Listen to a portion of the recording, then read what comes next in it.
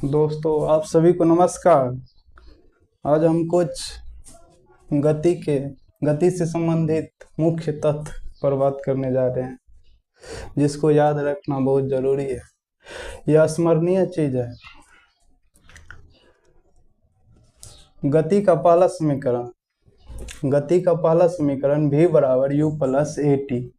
इसको कैसे पढ़ते हैं? v बराबर u प्लस ए टी।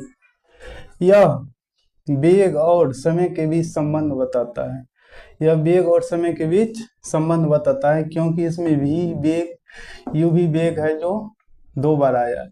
तो इसमें मुख्य चीज वेग और समय है, t है। इसलिए यह वेग और समय के बीच संबंध बताता है।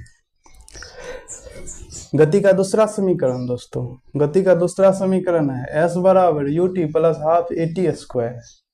s बराबर U T plus half A T square. तो s यहाँ विस्थापन है की दूरी, जिसको स्थिति भी बोल सकते हैं। t 2 बार आया है, तो मुख्य चीज यहाँ पर यही दोनों है, समय और स्थिति, यानी कि विस्थापन। तो ये विस्थापन या स्थिति और समय के बीच संबंध बताता है। क्या? गति का दूसरा समीकरण स्थिति और समय के बीच संबंध बताता है।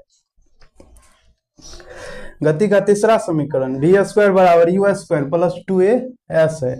गति का तीसरा समीकरण वी स्क्वायर बराबर यू स्क्वायर प्लस 2as है।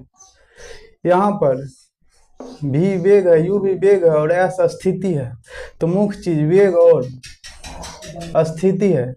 तो यह स्थिति और वेग के बीच संबंध देता है, यानी कि बताता है।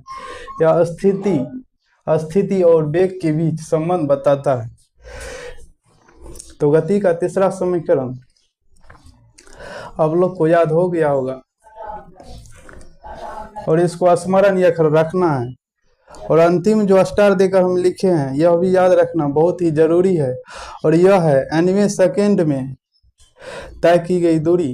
तो 90 सेकेंड में तय की दूरी का क्या होता है formula? u plus half a into 2n minus 1।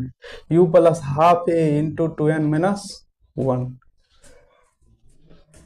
धन्यवाद।